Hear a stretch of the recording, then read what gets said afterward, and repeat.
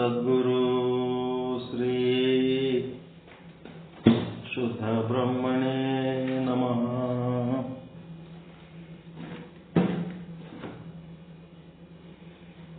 ಸಮಸ್ತ ಶುದ್ಧ ಬ್ರಹ್ಮ ಸ್ವರೂಪರಲ್ಲಿ ಅನಂತ ಅನಂತ ಪ್ರಣಾಮಗಳು.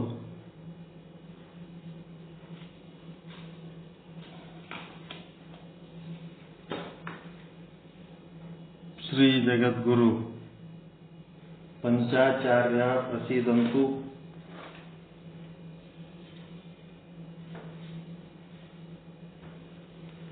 ಶ್ರೀ ಚಂದ್ರಶೇಖರ ಗ್ರಂಥಮಾಲೆ ಕುಸುಮ 15 ಪೂರ್ವಾಚಾರ್ಯ ಧರ್ಮದರ್ಶನ.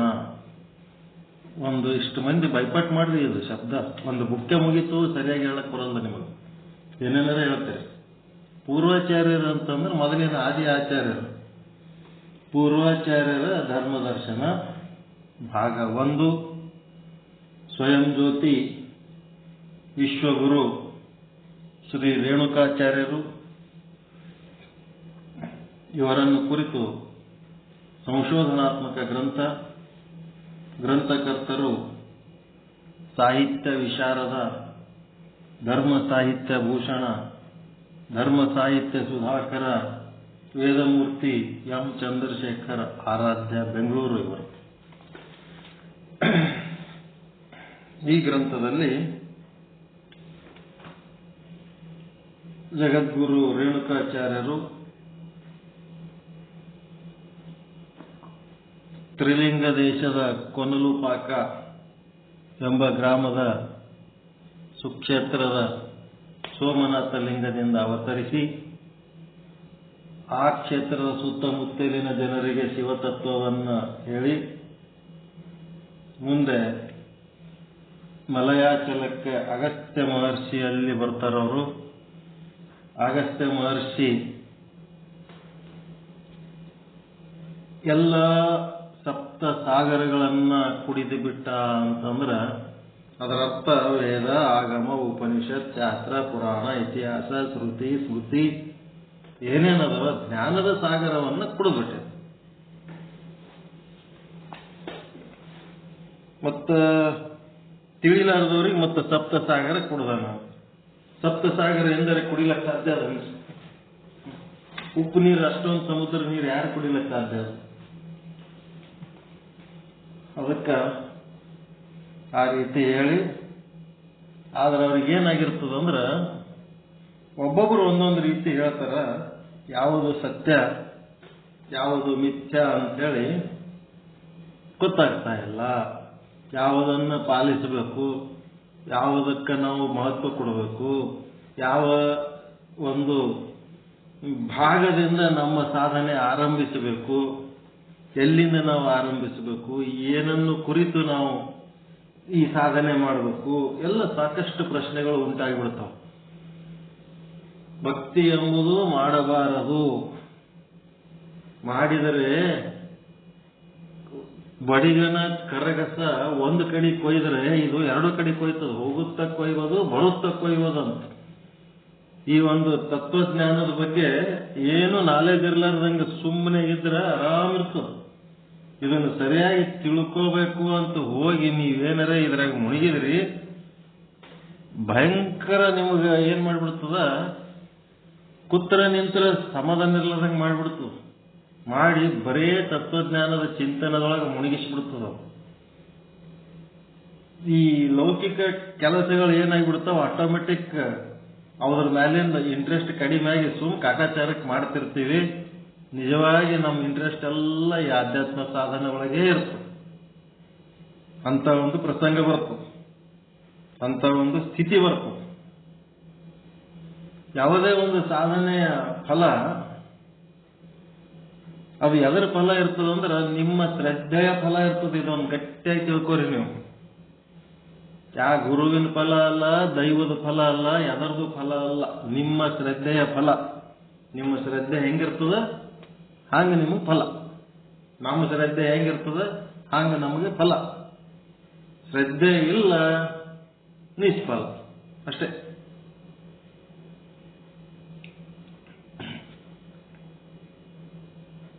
ಇಲ್ಲಿ ಶಿವ ಪಾರ್ವತಿ ಗುಡಿ ಹತ್ತದ ನಮ್ಮ ರಾಯಚೂರಲ್ಲಿ ವಿದ್ಯಾನಗರದಾಗ.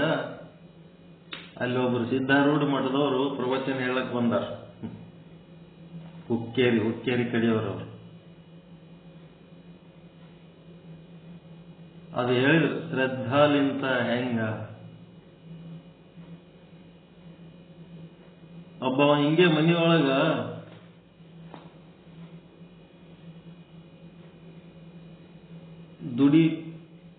ದುಡಿಮೆ ಇಲ್ಲದೆ ಮನೆಯವ್ರ ಕಡೆಯಿಂದ ಬಯಸ್ಕೊಳ್ಳೋದು ಭಾಳ ಆಗ್ಬಿಟ್ಟಿತ್ತಂತ ಅವನಿಗೆ.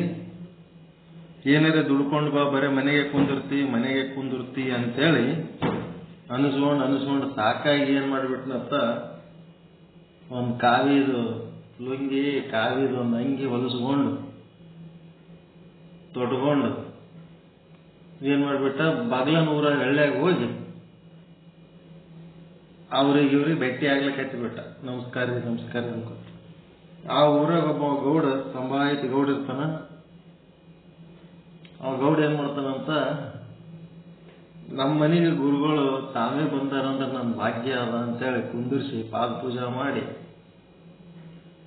ಅಪ್ಪ ನಮಗ ಒಂದು ಮಂತ್ರ ದೀಕ್ಷೆ ಕೊಟ್ಟು ಬಿಡ್ರಿ, ನೀವೇ ನಮ್ಮ ಮನೆಗೆ ಬಂದಿರಿ, ನಮ್ದು ಎಂತ ಪುಣ್ಯ ಅದ ಅಂತೇಳಿ.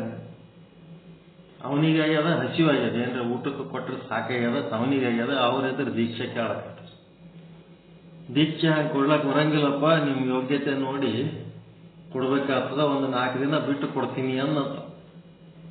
ಆಯ್ತಪ್ಪ, ನೀ ದೀಕ್ಷೆ ಕೊಡ್ತಿದ್ದೆ ಅಂದ್ರೆ 4 ದಿನ ಕೇಸ್ ದಿನ ಆದ್ರೂ ನಿನಗೆ ಇಟ್ಕೋತೀವಿ ನಾವು. ಆಯ್ತಂತೇಳಿ ಒಂದು 4-5 ದಿವಸದ ವ್ಯವಸ್ಥೆ ಆಯ್ತಲ್ಲ, ತಾಕ್ ನಡಿ ಅಂತೇಳಿ ಅವ್ರ ಮನೆಯಾಗೆ ಉಳಿತಾನ. ದೀಕ್ಷೆ ಗೊತ್ತಿಲ್ಲ, ಮಂತ್ರ ಗೊತ್ತಿಲ್ಲ, ಏನೇನು ಗೊತ್ತಿಲ್ಲ. ಮತ್ತೇನ್ ಮಾಡೋ ಪಾಪ. ಎಲ್ಲೋ ಒಂದ್ ಕಡೆ ಮಧ್ಯಾಹ್ನದಾಗ ಕೂತಿದ್ನಂತ. ಕುಂತ ಹೊತ್ನಾಗ ಏನಾಯ್ತು ಅಂತ, ಕಾಗಿ ಅಲ್ಲಿ ಯಾವ್ದೋ ಒಂದು ತಗ್ನಾಗ ನೀರ್ ನಿಂತಿದ್ದು ಅಲ್ಲ, ನೀರಾಗ ತನ್ನ ಚುಚ್ಚಿ ಕಲ್ಲಿಗೆ ಬಂದು ತಿಕ್ಕತಿತ್ತು. ಕಾಗಿ ನೀರಾಗ ಎದ್ದದು, ಕಲ್ಲಿಗೆ ಬಂದು ಚುಂಚು ತಿಕ್ಕದು. ಇವನಿಗೆ ಏನಾಯ್ತು, ಅದು ನೋಡದ ನೋಡಿ ಏನಂದ, ನೀರಾಗ ಎದ್ದಿ ಕಲ್ಲಿಗೆ ತಿಕ್ಕಿದ್ರ ಒಳಗೆ ಏನದ ಅನ್ನೋದು ಗುಣ ಗೊತ್ತಾಗ್ತದ ಅಂತ ಅನಿಸ್ಬಿಡ್ತಾವ. ಇದೇ ಮಂತ್ರ ಅಂದ್ಬಿಟ್ಟವ. ಇದೇ ಮಂತ್ರ ಅಂತೇಳಿ ಅವ ಯಾರು ಶಿಶುಮಗನ ಮನೆಯಾಗ ಉಳಿದಿರ್ತಾನ, 4 ದಿನ ಆದ್ಮೇಲೆ ನಾಳೆ ನಿನಗೆ ಮಂತ್ರ ದೀಕ್ಷೆ ಕೊಡ್ತೀನಪ್ಪ. ಏನ್ ಮಂತ್ರ ದೀಕ್ಷೆ ಕೊಡ್ತಾನ? ದೊಡ್ಡ ಸೌಕಾರ, ಪಾಪ ಮುಗ್ಧ ಇದ್ದ, ಬಹಳ ಸಂತೋಷ ಅಂತೇಳಿ ಮರುದಿನ ಎಲ್ಲ ಅಡಿಗೆ ಪೂಜಾ ಪಾಠ ಎಲ್ಲ ಮಾಡಿ ಇವತ್ತು ದೀಕ್ಷೆ ಕೊಡ್ತಾರೆ ಗುರುಗಳು. ಅವಾಗ ಅವರು ಎಲ್ಲ ಪೂಜೆ ಗೀಜೆ ಮಾಡಿ ಅವನಿಗೆ ಒಂದು ಮಂತ್ರ ಕಿವ್ಯಾಗ ಹೇಳ್ದ. ಏನಪ್ಪ ಅಂದ್ರೆ, ನೀರಾಗ ಎದ್ದಿ ಕಲ್ಲಿಗೆ ತಿಕ್ಕಿದ್ರೆ ಒಳಗೇನದ ಗುಣ ಅದು ಹೊರಗೆ ಬರ್ತದ, ಒಳಗೇನು ಗುಣ ಗೊತ್ತಾಗ್ತದ. ಇದೇ ನೋಡಪ್ಪ ಮಂತ್ರ, ನೀ ಇದೇ ಬೈಪಾಟ್ ಮಾಡ್ಕೊತಿರ್ಬೇಕು ನೀನಂತ. ನೀರಾಗ ಎದ್ದಿಕ್ಕೆ ಕಲ್ಲಿಗೆ ತಿಕ್ಕಿದ್ರೆ ಒಳಗೆದ್ದು ಗುಣ ಹೊರಗೆ ಗೊತ್ತಾಗ್ತದೆ. ನೀರಾಗ ಕಲ್ಲಿಗೆ ತಿಕ್ಕಿದ್ರೆ ಒಳಗೆದ್ದು ಗುಣ ಹೊರಗೆ ಕಾಣಿಸ್ತದೆ. ಇದೇ ಅನ್ಕೋತ್ ಕೂತ್ನಂತ. ಅವನಿಗೆ ಯಾವಾಗ ಕೂತ್ರ ನಿಂತ್ರ ನೀರಾಗ ಎದ್ದಿ ಕಲ್ಲಿಗೆ ತಿಕ್ಕಿದ್ರೆ ಒಳಗಿರೋ ಗುಣ ಹೊರಗೆ ಕಾಣಿಸ್ತದೆ. ಹಿಂಗೆ ಅನ್ಕೋತ್ ಕೂತ್ನಂತ. ಅವನಿಗೆ ಕಟಿಂಗ್ ಮಾಡಿಸ್ಕೊಳ್ಳೋ ಟೈಮ್ ಬರ್ತದೆ. ಹಜಾಮರ ಅಂಗಡಿಗೆ ಹೋಗಿ ಕಟಿಂಗ್ ಮಾಡಿಸ್ಕೊಳ್ಳೋ ಟೈಮ್ ಬಂದಾಗ ಆಯ್ತಂತೇಳಿ ಕಟಿಂಗಿಗೆ ಹೋಗ್ತಾನ. ಕಟಿಂಗಿಗೆ ಹೋಗೋದ್ರಕ್ಕಿಂತ ಮೊದಲೇ ಅವರು ಸಾಹುಕಾರನ ವೈರಿ ಒಬ್ಬ ಇರ್ತಾನ. ಅವ ಏನ್ ಹೇಳಿರ್ತಾನ, ಚಾಕು ಬೇಯಿಸಿ ಚೂಪ್ ಮಾಡ್ಕೊರಪ್ಪ ಇವತ್ತ, ಆ ಸಾಹುಕಾರಂದು ಬಹಳ ಉಪಟಳ ಆಗ್ಯದ, ಸಾಲ ಗೀಲ ಜಗ್ಗಿ ಕೊಟ್ಟನ, ಊರಾಗ ಎಲ್ಲಿ ವಾದಲ್ಲಿ ಬಂದಲ್ಲಿ ವಸೂಲಿಗಾರಿಗೆ ಹೆಚ್ಚಿ ಕಿರಿಕಿರಿ ಮಾಡ್ಲಕತ್ತಾನ. ಹಿಂಗಾಗಿ ನೀನೇನಿಲ್ಲ, ಸಾಹುಕಾರ ಕಟಿಂಗ್ ಮಾಡ್ಕೋತ ದಾಡಿ ಮಾಡ್ಕೋತ ಅವ್ನ ಕುತ್ತಿಗೆ ಕೊಯ್ದು ಬಿಡು ಅಂತ. ಇವ ಇದ್ರ ಕಟಿಂಗ್ ಮಾಡಿಸ್ಕೊಳಕ್ ಹೋದ. ಕುಂದ್ರಾಗ ಮತ್ ನಾವ್ ಹೆಂಗಂತೀವಿ ಶಿವ ಶಿವ ಅಂತೇಳಿ ಹಂಗ ಅವ ಕುಂತ. ಇವ ಏನ್ ಮಾಡ್ಲಕತ್ತಾನ, ಅವನ್ ಕುತ್ತಿಗೆ ಕೊಯ್ಬೇಕಂತೇಳಿ ಕತ್ತಿ ಬಚ್ಚಿಲಕತ್ತಾನ, ನೀರಾಗ ಎದ್ದೆದ್ದು ತಿಕ್ಕಲಕತ್ತಾನ. ಇವ ಇದ್ರ ಅಲ್ಲಿ ಕುಂದ್ರ ಟೈಮ್ನಾಗ ಏನಂದ, ನೀರಾಗ ಎದ್ದಿ ಕಲ್ಲಿಗೆ ಸಿಕ್ಕಿದ್ರ ಒಳಗೇನ್ ಗುಣ ಹೊರಗ್ ಕಾಣುತ್ತೆ, ನೀರಾಗ ಎದ್ದಿ ಕಲ್ಲಿಗೆ ಸಿಕ್ಕಿದ್ರ ಒಳಗೆದ್ದು ಗುಣ ಹೊರಗ್ ಕಾಣಿಸ್ತದ ಅನ್ಕೊತ್ ಕೂತ್ಬಿಟ್ಟಂತೆ. ಅವ ಹಜಾಮ್ರವನಿಗೆ ಗೊತ್ತಾಗ್ಬಿಡ್ತತ್ತ, ನಾ ಎದಕ್ಕೆ ತಿಕ್ಲಕತ್ತೀನಿ, ಎದಕ್ಕೆ ನೀರಾಗ ಎದ್ಲಕತ್ತೀನಿ ಅಂತೇಳಿ ಇವನಿಗೆ ಗೊತ್ತಾಗ್ಬಿಟ್ಟದ ನೋಡಪ್ಪ. ಇವನಿಗೆ ಕೊಲ್ಬೇಕಂತ ನಾನು ತಯಾರು ಮಾಡ್ಲಕತ್ತೀನಿ ಅಂತ ಈ ಸಾವುಕಾರ ಗೊತ್ತಾಗ್ಬಿಟ್ಟದ, ಅದಕ್ಕೆ ಹಿಂಗ ಅನ್ಲಕತ್ತಾನ. ಇವನಿಗೆ ಮೊದಲೇ ಗೊತ್ತಾಗ್ಯದ ಅಂದ್ಮೇಲೆ ಮತ್ತಿದು ಹೆಂಗ ಅಂಥೇಳಿ, ಇಲ್ಲರಿ ಸಾವುಕಾರ್ಯ, ನಾವು ನಿಮಗ ಕೊಲ್ಬೇಕನ್ನೋದು ನಮ್ಮ ಮನಸ್ಸಿನಾಗ ಏನೇನು ಇಲ್ರಿ. ನಿಮ್ಮ ಮನ್ಯಾಗ ಅವ ಏನ ಮುನಿ ಮದನ ನಿಮ್ಮ ಕ್ಲರ್ಕ, ಅವನೇ ಹೇಳ್ಯಾನ ಈ ಥರ ಸಾವುಕಾರನ ಮುಗಿಸ್ಬಿಡು, ಇವತ್ತು ಕಟಿಂಗ್ ಮಾಡ್ಕೊಳಕ್ ಬರೋದನ ಅಂತೇಳಿ. ನಮಗೇನು ಗೊತ್ತಾ, ನಿಮ್ಮವ್ರು ಹೇಳಿದ್ದಕ್ಕೆ ನಾವು ಕತ್ತಿ ಮುಚ್ಚಲಕತ್ತೀವಿ, ಆದ್ರೆ ನಾವು ಕೊಲ್ಬೇಕನ್ನೋದಿಲ್ಲ, ಅವ್ರು ಹೇಳಿದ್ದಕ್ಕೆ ನಾವು ತಯಾರು ಮಾಡ್ಕೊಳಕತ್ತಿದ್ದಾರಿ ಅನ್ನೋ. ಈಗ ಇಲ್ಲಿ ಇದ್ರ ಕತ್ತಿದ ತಾತ್ಪರ್ಯ ಏನದಂದ್ರ, ಈ ರಕ್ಷಣೆ ಎದರಿಂದ ಸಿಕ್ತವ್ರಿಗೆ? ಅವ ಶ್ರದ್ಧೆಯಿಂದ ಅಲ್ಲಿ ಏನ್ ಹೇಳ್ಯಾರ ಗುರುಗಳು, ಆ ಮಂತ್ರ ಜಪ ಮಾಡೋದ್ರಿಂದ ಅವನಿಗೆ ರಕ್ಷಣೆ ಸಿಗ್ತಾ ಇಲ್ಲ.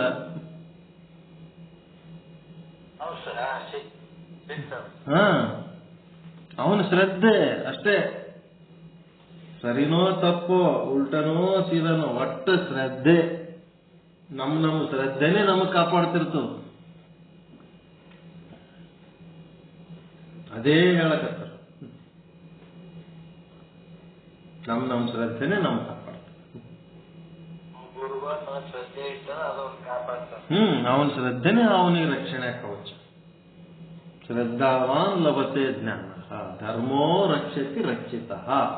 ಅದಕ್ಕಲ್ಲಿ ಏನ್ ಹೇಳ್ತಾರ ಅವರು, ಗುರುಗಳು ಅಂದ್ರೆ ಹಿಂಗೆ ಇರ್ಬೇಕು ಹಂಗೆ ಇರ್ಬೇಕು ಅಂತೇಳಿ, ಹಿಂಗಿದ್ರೆ ಗುರು ಅನ್ಬಾರ್ದು, ಹಂಗಿದ್ರೆ ಗುರು ಅನ್ಬಾರ್ದು.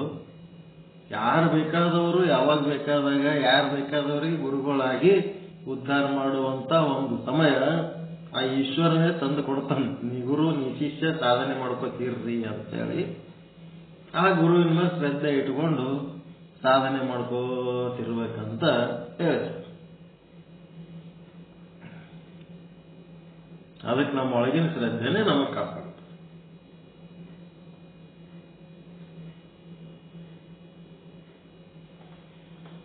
ಅದಕ್ಕೆ ಇಲ್ಲೇನಾಯ್ತು, ಅಗಸ್ತ್ಯ ಮಹರ್ಷಿ ಆ ಗುರುಗಳಿಗೆಲ್ಲ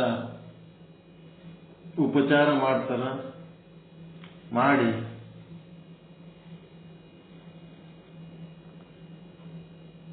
ಸಮರ್ಥನಾದ ಸದ್ಗುರು ನೀನಾಗಿರುವುದರಿಂದ ಕೃಪೆ ಮಾಡಿ ನಮಗೆ ಶಿವ ಸಿದ್ಧಾಂತವನ್ನು ಉಪದೇಶಿಸಬೇಕೆಂದು ಪ್ರಾರ್ಥಿಸಲು ಮುನಿವರನ ಮುಗ್ಧ ಭಕ್ತಿಗೂ ವಿನಯಶೀಲತೆಗೂ ಮನಸೋತ ಶ್ರೀ ರೇಣುಕ ಭಗವತ್ಪಾದರು ಅಗಸ್ತ್ಯ ಮುನಿ ಶಾರ್ದೂಲ ಸಮಸ್ತಾಗಮ ಪಾರಗ ಶಿವಜ್ಞಾನ ಕರಂ ವಕ್ಷೇ ಸಿದ್ಧಾಂತಂ ಶೃಣು ಸಾದರಂ. ಅಂದ್ರೆ ಶಿವಜ್ಞಾನವನ್ನ ಉಂಟು ಮಾಡತಕ್ಕಂತ, ಶಿವಜ್ಞಾನವನ್ನ ಉಂಟು ಮಾಡೋದಂದ್ರೆ ಏನ್ರಿ? ಶಿವಜ್ಞಾನ ಉಂಟಾಗೋದಂದ್ರೆ ಏನು?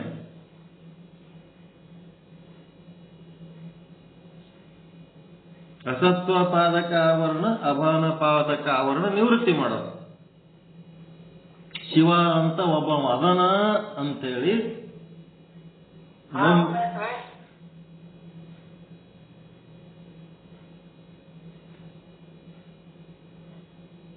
ಏನ್ರಿ ಏನ ಹೇಳಿರಿ? ಶಿವ ಅಂತೇಳಿ ಒಬ್ಬ ವದನ ಅಂತೇಳಿ ಶಿಷ್ಯನಲ್ಲಿ ಶ್ರದ್ಧೆಯನ್ನು ಉಂಟು ಮಾಡೋದು. ಶಿವನ ಬಗ್ಗೆ ದೇವರ ಅದನಪ್ಪ, ದೇವರಂತ ಒಬ್ಬ ವದನ ಅಂತ ಒಂದು. ಎರಡನೇದ್ದೇನು? ಅಭಾನ ಪಾದಕ ಆವರಣ ನಿವೃತ್ತಿ ಮಾಡೋದು. ಆ ಶಿವ ಬೇರೆ ಯಾರೂ ಅಲ್ಲ, ನೀನೇ ಶಿವ ಇದ್ದೀಯಾ. ಒಟ್ಟು ಇವೆರಡು ಕೆಲಸ ನೋಡ್ರಿ, ಆವರಣ ಭಂಗ ಮಾಡೋದು. ಅಸತ್ವ ಪಾದಕ ಆವರಣ, ಅಭಾವನ ಪಾದಕ ಆವರಣ ಭಂಗ ಮಾಡೋದು. ಇದಕ್ಕೆ ಏನಂತಾರ ಶಿವಜ್ಞಾನವನ್ನು ಉಂಟು ಮಾಡೋದು. ಒಂದು ಶಿವ ಇದ್ದಾನೆ ಅಂತೇಳಿ ನಂಬಿಕೆಯನ್ನ ಉಂಟು ಮಾಡೋದು. ಎರಡನೇದ್ದು ಆ ಶಿವ ಬೇರೆ ಯಾರು ಅಲ್ಲ, ನೀನೇ ಇದ್ದೀಯಾ ಅಂತೇಳಿ ತಿಳಿಸಿ ಹೇಳಿ ತಿಳುವಳಿಕೆಯನ್ನು ನೀಡಿ ಆ ತಾನು ತಿಳ್ಕೊಳ್ಳೋದು ಮಾಡೋದು. ಇಷ್ಟ.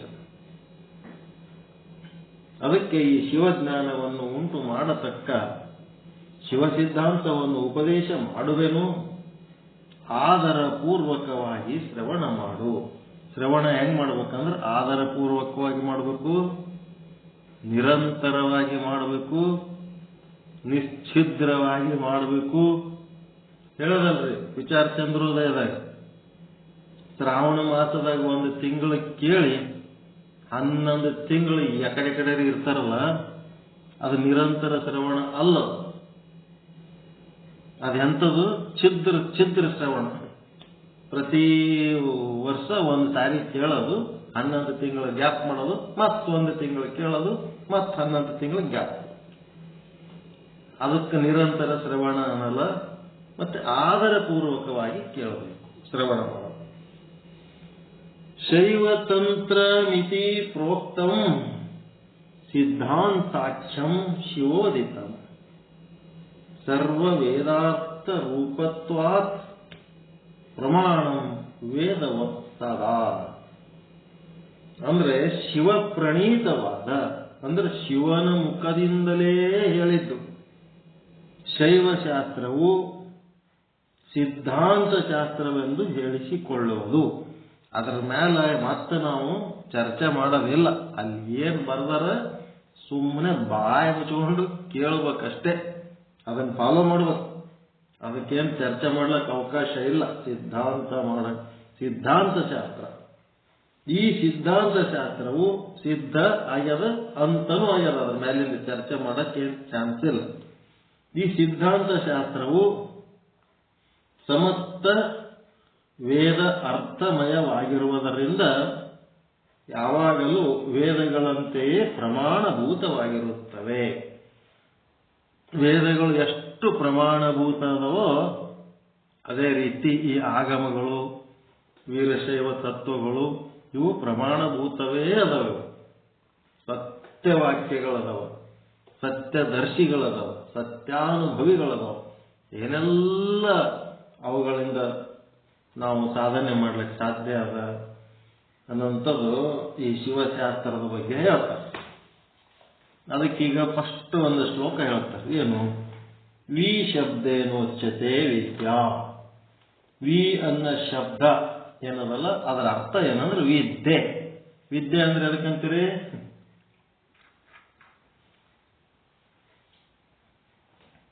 ಪರಮಾತ್ಮ ಅದನಂತ ತಿಳ್ಕೊಳ್ಳೋದೇ ವಿದ್ಯೆ. ಪರಮಾತ್ಮ ಇಲ್ಲ ಅಂತಂದ್ರೆ ವಿದ್ಯೆ. ನೀವೇ ಪರಮಾತ್ಮ ಅಂದ್ರೆ ವಿದ್ಯೆ, ನಾನ್ ಪರಮಾತ್ಮ ಅಲ್ಲ ಅಂದ್ರೆ ಅವಿದ್ಯೆ ಅಷ್ಟೇ. ವಿ ಶಬ್ದೇನು ಒಚ್ಚತೆ ವಿದ್ಯಾ. ಎಂಥ ವಿದ್ಯಾ? ಶಿವ ಜೀವೈಕ್ಯ ಬೋಧಿಕ. ಶಿವನೇ ಜೀವ, ಜೀವೋ ಬ್ರಹ್ಮೈವ ನಾಪರಃ. ಈ ಒಂದು ವಿದ್ಯೆ ಅದ. ತಸ್ಯ ರಮಂತೆ ಯೇ ಶೈವಾಃ. ಈ ರೀತಿ ಶಿವ ಬೇರೆ ಅಲ್ಲ, ಜೀವ ಬೇರೆ ಅಲ್ಲ ಅಂತೇಳಿ ಒಂದೇ ಅಂತ ತಿಳ್ಕೊಂಡು ಆ ಶಿವ ಜೀವ ಐಕ್ಯದ ಸ್ಥಿತಿ ಒಳಗೇ ಇರವ. ರಮಂತ್ಯ ಅಂದ್ರೆ ತಸ್ಯಾಂ ರಮಂತೆ ಯೇ ಶೈವ. ಯಾವ ಶಿವನಲ್ಲಿ ಯಾವಾಗಲೂ ಅದರೊಳಗೆ ಮುಳುಗಿರ್ತಾನೋ ವೀರಶೈವಾಸ್ತು ತೇ ಮತಃ. ಅವನು ಏನಂತಂದ್ರೆ ಅವನಿಗೆ ವೀರಶೈವ ಅಂತಾರೆ. ಅದಕ್ಕೆ ವಿ ಎಂಬ ಶಬ್ದವು ಲಿಂಗಾಂಗ ಸಾಮರಸ್ಯ ಬೋಧಕವಾದ ಶಿವ ಜೀವೈಕ್ಯ ವಿದ್ಯೆಯನ್ನು ಬೋಧಿಸುತ್ತದೆ. ಇಂತಹ ಲಿಂಗಾಂಗ ಸಾಮರಸ್ಯ ರೂಪ ವಿದ್ಯೆಯಲ್ಲಿ ಶಿವ ಜೀವೈಕ್ಯ ವಿದ್ಯೆಯಲ್ಲಿ ಯಾರು ವಿನೋದದಿಂದ ಕ್ರೀಡಿಸುತ್ತಾರೋ, ವಿನೋದದಿಂದ ಆನಂದದಿಂದ ಕ್ರೀಡೆ ಮಾಡಬೇಕು, ವಿನೋದದಿಂದ ಕ್ರೀಡಿಸುತ್ತಾರೋ ಅವರು ವೀರಶೈವರೆಂದು ಹೇಳಿಸಿಕೊಳ್ಳುತ್ತಾರೆ. ಅವರೇ ವೀರಶೈವರಂತ ಹೇಳಿಸಿಕೊಳ್ತಾರೆ. ಆನಂದದಿಂದ ವಿನೋದದಿಂದ ಈ ವಿಚಾರಗಳನ್ನು ಕೇಳಿ ಯಾರು ಆನಂದ ಹೊಂದುತ್ತಾರ ಅವರಿಗೆ ವೀರಶೈವರು ಅಂತಾರೆ. ನಿನ್ನ ಆಶ್ರಮದಲ್ಲಿರುವ ಸಹಸ್ರಾರು ಮುನಿಗಳಿಗೂ ಉಪದೇಶ ಮಾಡುವೆನು ಎಂದು ಹೇಳಿ ಮೊದಲಿಗೆ ಅಷ್ಟಾವರಣಗಳನ್ನು ವಿವರಿಸುತ್ತಾ ಎಲೈ ಅಗಸ್ತ್ಯನೇ ಕೇಳು. ಏನಪ್ಪ ಅಷ್ಟಾವರಣಗಳಂದ್ರೆ ಮೊದಲ ಗುರು ಅನ್ನೋದ್ರ ಬಗ್ಗೆ ಹೇಳ್ತಾರೆ. ಗುರು ಅಂದ್ರೆ ಏನು? ಅಷ್ಟಾವರಣಗಳು ಗುರು, ಲಿಂಗ, ಜಂಗಮ, ವಿಭೂತಿ, ರುದ್ರಾಕ್ಷಿ, ಮಂತ್ರ, ಪಾದೋದಕ, ಪ್ರಸಾದ. ಈ ಅಷ್ಟಾವರಣಗಳ ಪೈಕಿ ಮೊದಲ ಗುರು ಅಂದ್ರೆ ಏನು ಅಂತೇಳಿ ಜಗದ್ಗುರು ರೇಣುಕಾಚಾರ್ಯರು ಅಗಸ್ತ್ಯ ಮಹರ್ಷಿ ಹೇಳ್ತಾರೆ. ನ ಗುರುರೋರಧಿಕಂ, ನ ಗುರುರೋರಧಿಕಂ ಅಂತಂದ್ರ ಗುರುವಿಗಿಂತ ಅಧಿಕವಾದದ್ದು ಯಾವುದೂ ಇಲ್ಲ. ಹಂಗ ಮಾನವರು ಅವರ ಉದ್ಧಾರಕ್ಕಾಗಿಯೇ ಹರನೇ ಗುರುವಾಗಿರುವನು. ಮಾನವರ ಉದ್ಧಾರಕ್ಕಾಗಿಯೇ ಹರನೇ ಗುರುವಾಗಿರುವನು. ಸದ್ಗುರುವೇ ಶಿಷ್ಯನ ಭವವನ್ನ ನೀಗಿ ಅಜ್ಞಾನವನ್ನು ತೊಲಗಿಸಿ ಜ್ಞಾನ ಜ್ಯೋತಿಯನ್ನ ಬೆಳಗಿಸಿ ಮಾನವ ಜನ್ಮವನ್ನ ಕಳೆದು ನಿತ್ಯತ್ವ ಕರುಣಿಸುವ ಸಾಕಾರ ದೈವ. ನರಜನ್ಮವ ತೊಡೆದು ಹರಜನ್ಮವ ಮಾಡಿದ ಗುರುವೇ. ಕೇಳಿರಲ್ಲ ಅಕ್ಕನ ವಚನ. ಭವಿ ಎಂಬುದು ತೊಡೆದು ಭಕ್ತ ಎಂದೆನಿಸಿದ ಗುರುವೇ. ಚನ್ನ ಮಲ್ಲಿಕಾರ್ಜುನನನ್ನು ತಂದೆನ್ನ ಕೈವಶಕ್ಕೆ ಕೊಟ್ಟ ಗುರುವೇ. ಶರಣು ಶರಣಾರ್ಥಿ ಶರಣು ಶರಣಾರ್ಥಿ. ನರಜನ್ಮವ ತೊಡೆದು ಹರಜನ್ಮವ ಮಾಡಿದ ಗುರುವೇ. ಭವಿ ಎಂಬುದ ತೊಡೆದು ಭಕ್ತ ಎಂದೆನಿಸಿದ ಗುರುವೇ. ಚನ್ನ ಮಲ್ಲಿಕಾರ್ಜುನನನ್ನು ತಂದೆನ್ನ ಕೈವಶಕ್ಕೆ ಕೊಟ್ಟ ಗುರುವೇ. ಶರಣು ಶರಣಾರ್ಥಿ ಅಂತ ಹಿಂಗ ಕೇಳ್ತಾವ. ಹಂಗೇನದ ಈ ಮಾನವ ಜನ್ಮವನ್ನ ಏನ್ ಮಾಡ್ಬೇಕು? ಮಹಾದೇವನ ಜನ್ಮವನ್ನಾಗಿ ಪರಿವರ್ತನೆ ಮಾಡ್ಬೇಕ. ನರಜನ್ಮವನ್ನ ತೊಡೆದು ಹರಜನ್ಮ ಮಾಡಬೇಕು. ಅಂತ ಕೆಲಸ ಗುರು ಆದವನು ಮಾಡ್ತಿರ್ತಾನೆ. ಅದಕ್ಕೆ ಸಾಕಾರ ದೈವ, ನಿತ್ಯತ್ವವನ್ನು ಕರುಣಿಸುವ ಸಾಕಾರ ದೈವ. ಗುರು ಕರುಣೆ ಇಲ್ಲದೆ ಶಿವಾತ್ಮವಿದ್ಯೆ ಫಲಿಸದು. ಗುರುವಿನ ಕರುಣೆ ಇರಲಾರ್ದೆ ಶಿವನ ಆತ್ಮವಿದ್ಯೆ ಫಲ ಸಿಗಂಗಿಲ್ಲ, ಅದು ಆಗಂಗಿಲ್ಲ, ಸಿಗಂಗಿಲ್ಲ. ಫಲಿಸದು, ಭಕ್ತಿ ಅಂಕುರಿಸದು.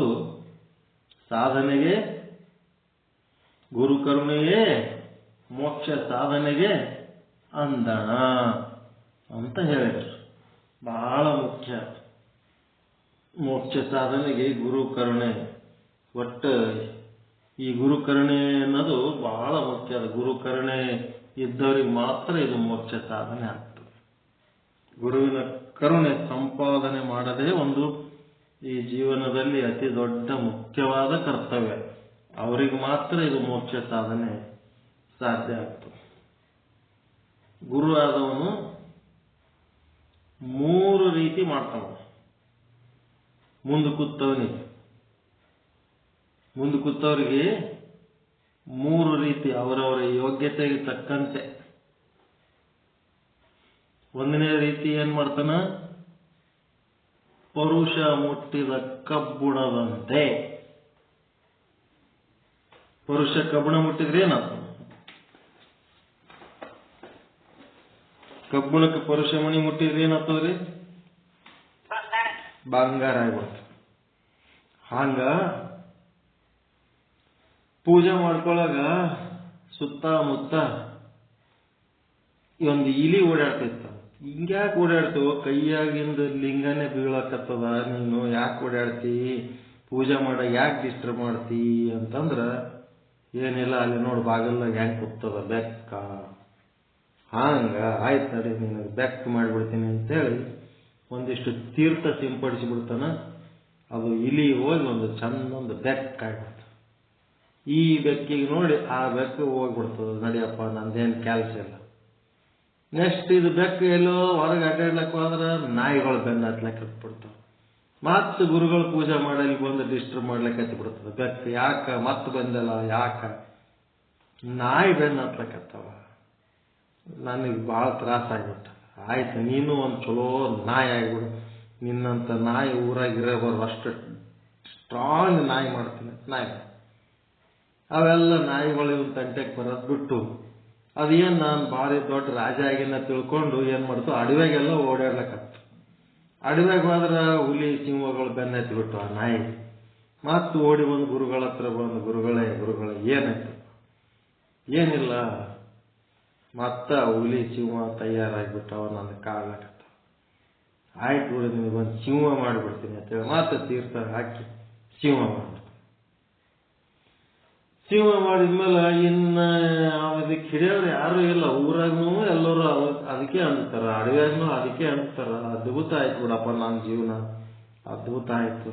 ಇದಕ್ಕಿಂತ ಇನ್ನ ಏನ್ ಬೇಕು ನನಗೆ ಯಾರು ಹೇಳೋರು, ನನಗೆ ಯಾರು ಕೇಳೋರು? ಎಲ್ಲ ನಾನೇ ರಾಜ, ಎಲ್ಲ ಕಡೆ ನಾನೇ ರಾಜ ಅಂದಾಗ ನರಿ ಹೇಳ್ತತ್ತ, ನೀನೇ ರಾಜ ಇದ್ರು ಸಹಿತ ಒಬ್ಬ ಮಾತ್ರ ನಿನಗ ಕಂಟಕನೇ ಅದನ್ನ.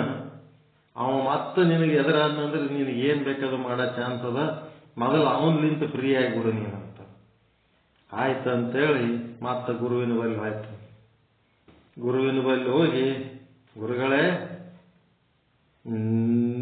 ಈಗ ನನಗೆ ಸಮಸ್ಯೆ ಎಲ್ಲೆಲ್ಲಿ ಇಲ್ಲ, ಏನ್ ಸಮಸ್ಯೆ ಮುಂದೆ ಭವಿಷ್ಯದಾಗ ನಿಮ್ಮಲಿಂತೆ ಆದ್ರೆ ಆಗ್ಬೋದು, ಹಿಂಗಾಗಿ ನಿಮ್ಮನ್ನೇ ಇಲ್ಲದಂಗೆ ಮಾಡಿಬಿಟ್ರೆ ನನಗೆ ಯಾರು ಕೇಳೋರಿಲ್ಲ ಅಂತ.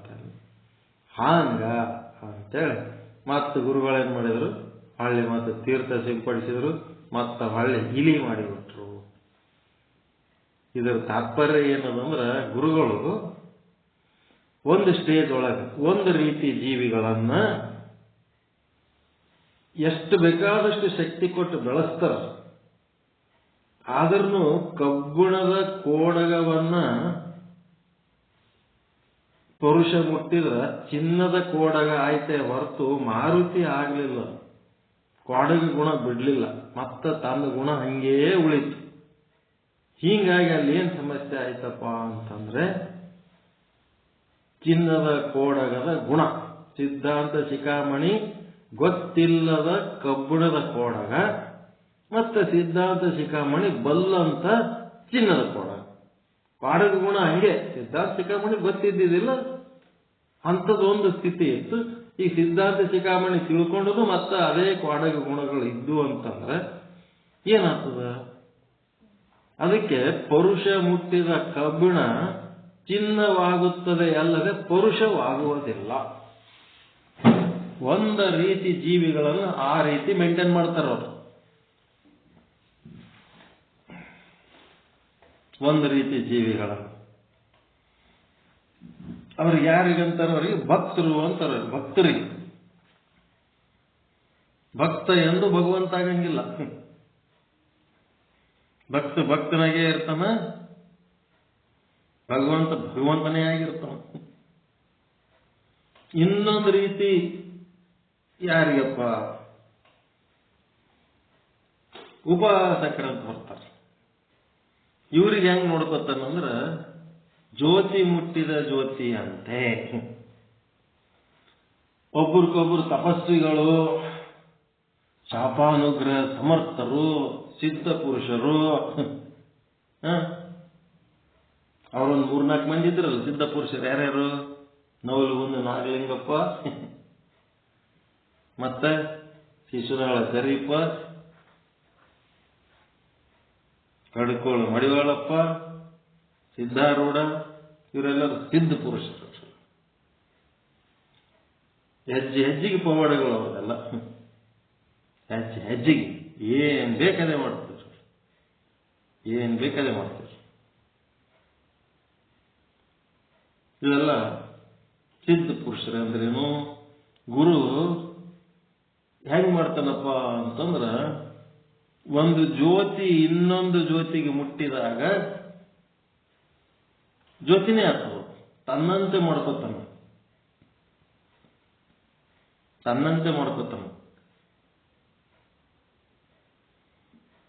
ಪುರುಷ ತನ್ನಂತೆ ಮಾಡ್ಕೊಳ್ಳಂಗಿಲ್ಲ, ಕಬ್ಬುಣವನ್ನ ಚಿನ್ನದಂತೆ ಮಾಡ್ತದ. ಆದ್ರೆ ಇಲ್ಲೇನದ, ಉಪಾಸಕರಿಗೆ ಏನ್ ಮಾಡ್ತಾನ ಗುರು, ತನ್ನಂತೆ ಮಾಡ್ಕೊತಾನೆ. ಮತ್ತೆ ಮುಂದೆ ಜ್ಞಾನಿಗಳು ಬಂದರು ಅಂತಂದ್ರ ಅವಾಗ ನಮ್ಮ ಸಾಧಕರು ಜ್ಞಾನಿಗಳು ಅತ್ಯಂತ ಶ್ರೇಷ್ಠ ಸಾಧಕರಂತ ಕೃಷ್ಣ ಹೇಳ್ತಾನೆ. ಜ್ಞಾನಿಗಳು ಅತ್ಯಂತ ಶ್ರೇಷ್ಠ ಸಾಧಕರು. ಮಮ ಭಕ್ತ ಮಮ ಅಧಿಕ ಅಂತ ಹೇಳ್ತಾರೆ. ನನಗಿಂತ ದೊಡ್ಡವರು ನಮ್ಮ ಸಾಧಕರಂತಾರ. ತನಕ್ಕಿಂತ ಅಧಿಕ ಮಾಡಿದ್ದು ಏನಾರ ಗೊತ್ತದ ಉದಾಹರಣೆ?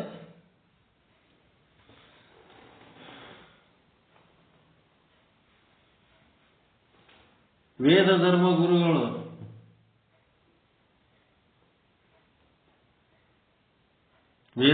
ಗುರುಗಳು ಸಂದೀಪನಿಯಿಂದ ಸೇವೆ ಮಾಡಿಸಿಕೊಂಡು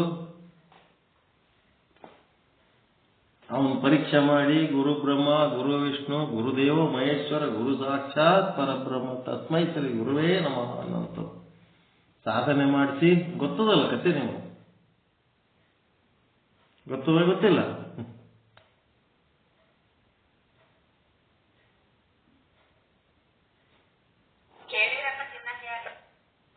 ವೇದ ಧರ್ಮ ಗುರುಗಳು ಅವರಿಗೆ ದೇವಗುರು ಅಂತಾರೆ.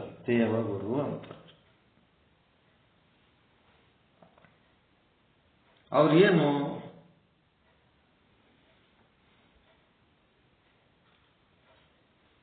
ಎಂತ ಕೆಲಸ ಮಾಡ್ತಾರ?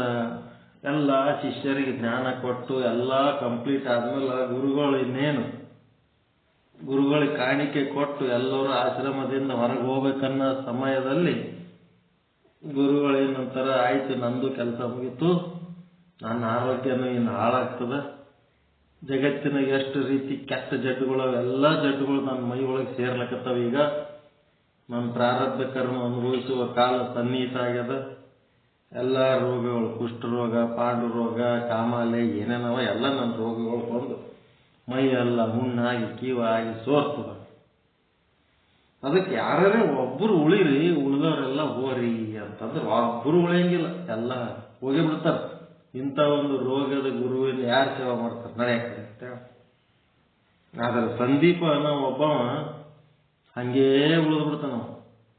ಉಳಿದು ಅವನಿಗೆ ಗುರುಗಳಿಗೆ ಸ್ನಾನ ಮಾಡಿಸೋದಕ್ಕೆ ಅದಕ್ಕೆ ಜಗ್ಗಿ ನೀರು ಬೇಕಾಗ್ತವ, ಗಂಗಾ ನದಿಲಿಂದ ತರ್ಲಕ್ ಆಗಂಗಿಲ್ಲ ಅಂತೇಳಿ ಗುರುಗಳು ಏನ್ ಮಾಡ್ಬಿಡ್ತಾರೆ, ಅಷ್ಟೊಂದು ನೀರು ಹೊರದು ಎಲ್ಲಿ ಮಾಡ್ತಿ ಬಿಡಪ್ಪ, ಗಂಗಾ ನದಿ ಬಿಡ ಹೋಗಿ ಅಂತೇಳಿ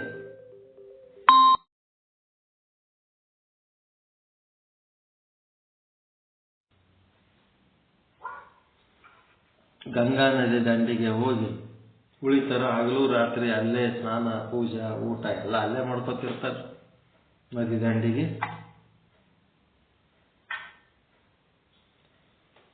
ಇವನು ಮಾಡುವ ಒಂದು ಸೇವೆ ಕಂಡು ಸಂತೋಷವಾಗಿ ಬ್ರಹ್ಮ ಸಾಕ್ಷಾತ್ಕಾರ ಆಗಿ ಬ್ರಹ್ಮ ಬರ್ತಾನ, ನಿನ್ನ ಸೇವೆ ನೋಡಿ ನಮಗೆ ಬಹಳ ಖುಷಿ ಆಗ್ಯದ, ನಿನಗ ನಾ ವರ ಕೊಡ್ತೀನಿ ಅಂತನ. ಏನ್ ವರ ಕೇಳ್ಬೇಕಂತ ನನಗೆ ಗೊತ್ತಿಲ್ಲ, ನಾ ಏನ್ ಕೇಳಲ್ಲ, ನಾನು ಗುರುಗಳಿಗೆ ಕೇಳ್ಕೊಂಬರ್ತೀನಿ, ನಾಳೆ ಬಾ. ಮರುದಿನ ಗುರುಗಳಿಗೆ ಕೇಳ್ತಾನೆ, ಏನು ವರ ಕೇಳಕತ್ತಕತ್ತಾರ, ಯಾವ ಕೊಡವ ನೀ ತೋಳವ, ನೀನ್ ಏನ್ ಕೇಳ್ತಿ ಕೇಳ, ನನಗೇನ್ ಗೊತ್ತ, ನನ್ನೇನ್ ಕೆಲಸ ಅವರ. ಮರುದಿನ ಇನ್ನೊಬ್ಬ ಬರ್ತಾನೆ, ವಿಷ್ಣು ಅಂತ ಬರ್ತಾನ. ಆ ಪರಮಾತ್ಮ ಬಂದು ನಿನ್ನ ಒಂದು ಇದಕ್ಕೆ ನಾನು ವರ ಅಂದಾಗ ಇವ ಅಂತಾನ, ಗುರುಗಳಿಗೆ ಕೇಳಿನಿ, ಏನ್ ಕೇಳ್ತಿ ಕೇಳಂದ್ರ ನಾ ಏನೋ ವಿಚಾರ ಮಾಡಿಲ್ಲ, ಮತ್ತೆ ನೀ ಇನ್ನೊಂದ್ಸರಿ ಯಾವಾಗಾರ ಟೈಮ್ ಸಿಕ್ಕಾಗ ಬಾ, ವಿಚಾರ ಮಾಡಿ ಹೇಳ್ತೀನಿ ಅಂತ.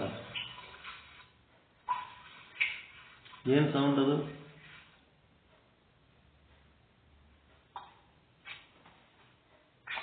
ಯಾರೋ ಚಾಲು ಇಟ್ಕೊಂಡ್ರಿ.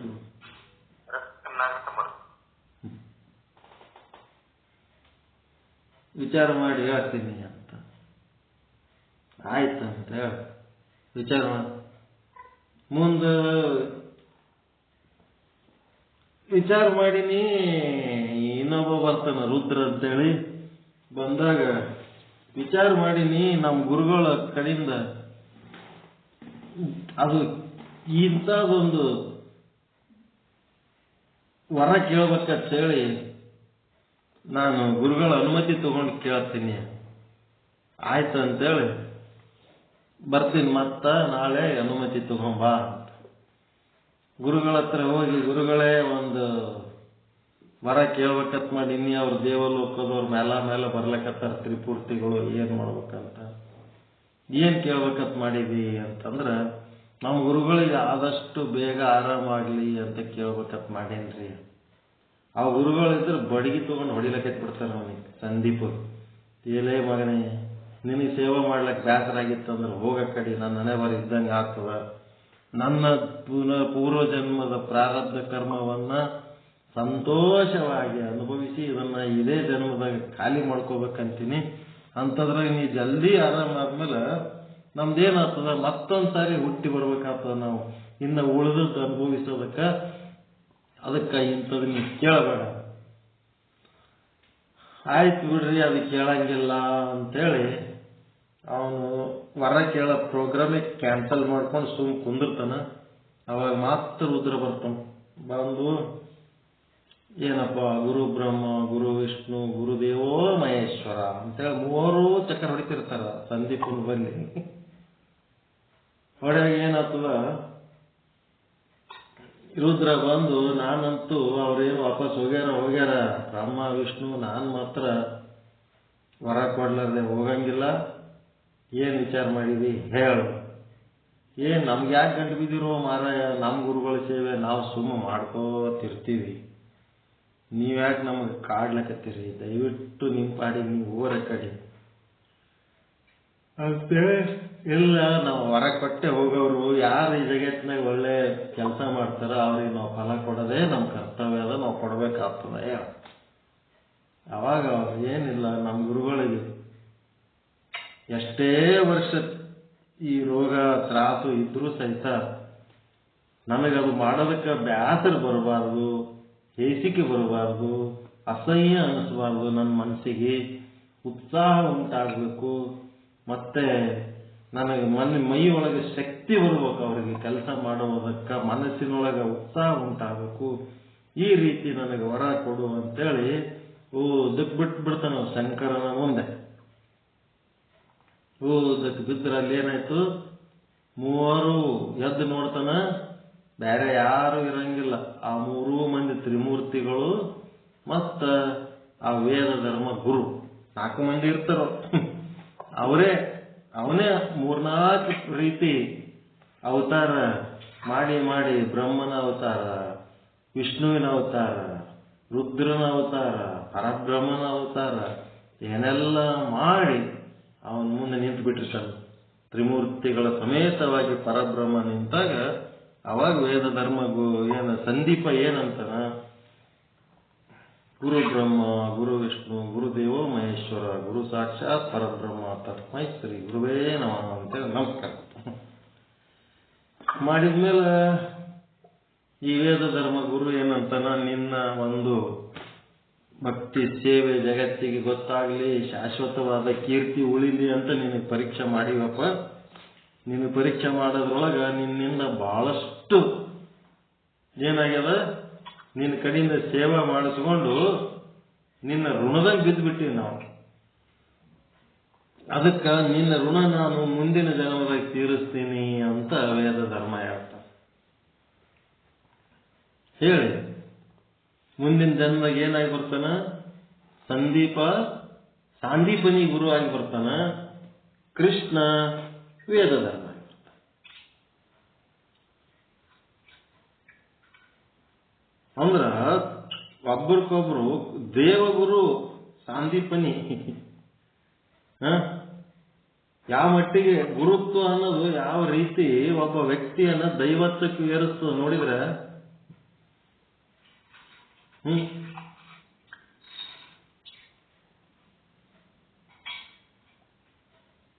ದೇವರಿಗೆ ಗುರು ಆದ್ನ ಇಲ್ಲ, ಕೃಷ್ಣನ ಗುರು.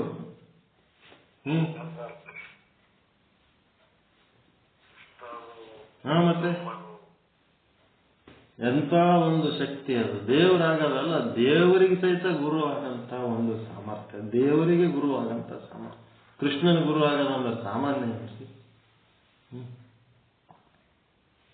ಅಂತ ಒಂದು ಶಕ್ತಿ ಆ ಗುರುವಿನ ಹತ್ರ ಇತ್ತು.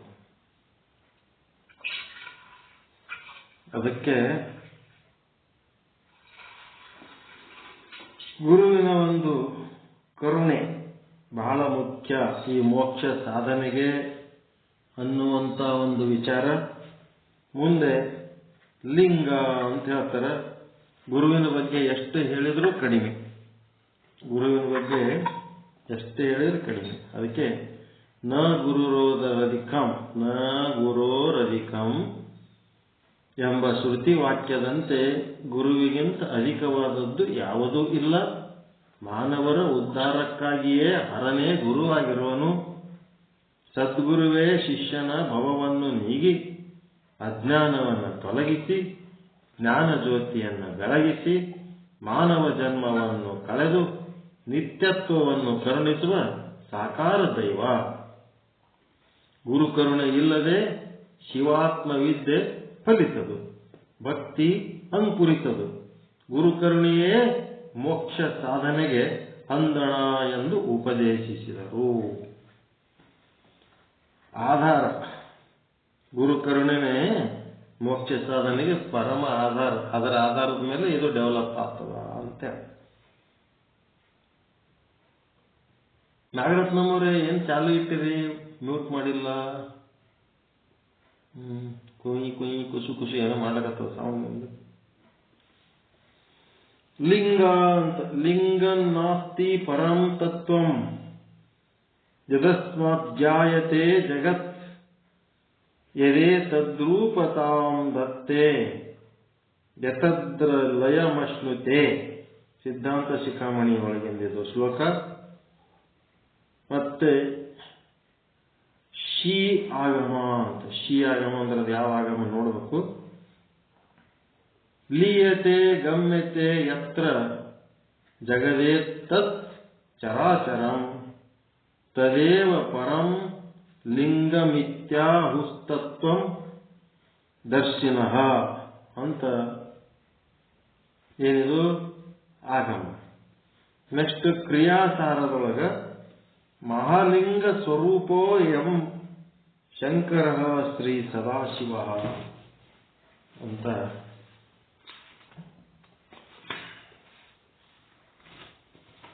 ಮುಂದೆ ಪೀಠಿಕಾ ಸಿದ್ಧಾಂತ ಶಿಖಾಮಣಿ ಒಳಗ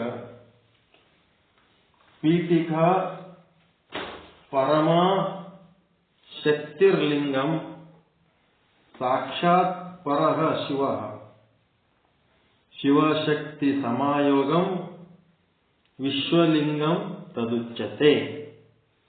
ಏನ್ ಹಿಂಗಂದ್ರೆ ಶಿವಾಗಮ, ರೇಣುಕ ಗೀತೆ, ಕ್ರಿಯಾಸಾರದ ಪ್ರಮಾಣ ವಾಕ್ಯಗಳಂತೆ ಒಟ್ಟ ಲಿಂಗಕ್ಕ 3 ಪ್ರಮಾಣಗಳು ಕೊಟ್ಟರ. ಒಂದು ಶಿವಾಗಮ, ಶಿ ಆಗಮ ಅಂದ್ರೆ ಶಿವಾಗಮ, ಎರಡನೇದ್ದು ರೇಣುಕ ಗೀತೆ ಅಂದ್ರೆ ಸಿದ್ಧಾಂತ ಶಿಖಾಮಣಿ, ಮೂರನೇದು ಕ್ರಿಯಾಸಾರ ಎನ್ನುವ ಗ್ರಂಥ. ಈ ಪ್ರಮಾಣ ವಾಕ್ಯಗಳಂತೆ ಚರಾಚರಾತ್ಮಕವಾದ ಜಗತ್ತು ಲಿಂಗದಿಂದಲೇ ಉಗಮಿಸಿದೆ. ಇದನ್ನು ಸರಿಯಾಗಿ ತಿಳ್ಕೋಬೇಕು. ಈ ಜಗತ್ತು ಲಿಂಗದಿಂದಲೇ ಉಗಮಿಸಿದೆ. ಜಗತ್ತಿನೊಳಗ ನಿಮ್ಮ ಪಿಂಡಾಂಡ ಬರ್ತದ ಇಲ್ಲ?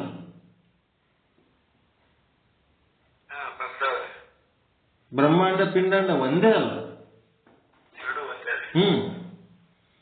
ಈಗ ಲಿಂಗದಿಂದಲೇ ಈ ಬ್ರಹ್ಮಾಂಡನು ಉದಯ ಆಗ್ಯದ, ಲಿಂಗದಿಂದಲೇ ಪಿಂಡಾಂಡನು ಉದಯ ಆಗ್ಯದ. ಲಿಂಗನೇ ಆ ಬ್ರಹ್ಮಾಂಡ ಪಿಂಡಾಂಡಗಳ ಉದಯಕ್ಕ ಅದೇ ಮೂಲ ವಸ್ತು. ಇದನ್ನು ಮೊದಲು ತಿಳ್ಕೋಬೇಕು. ಅದಕ್ಕ ರೇಣುಕರು ಏನ್ ಮಾಡಿದ್ರು, ಲಿಂಗೋದ್ಭವ ಲೀಲೆ ಅಂತ, ಲಿಂಗದಿಂದ ರೇಣುಕರು ಉತ್ಪತ್ತಿ ಆಗ್ಯಾರ ಅಂತಂದ್ರೆ ಅದರ ಅರ್ಥ ಏನು, ಉದ್ಭವ ಆಗ್ಯಾರ ಅಂತಂದ್ರ ಪ್ರತಿಯೊಬ್ಬರು ಲಿಂಗದಿಂದಲೇ ಉದ್ಭವ ಆಗ್ಯಾರ. ಬ್ರಹ್ಮಾಂಡನು ಲಿಂಗದಿಂದಲೇ ಉತ್ಪನ್ನ ಆಗ್ಯದ, ಪಿಂಡಾಂಡನು ಲಿಂಗದಿಂದಲೇ ಉದ್ಭವ ಆಗಿದೆ.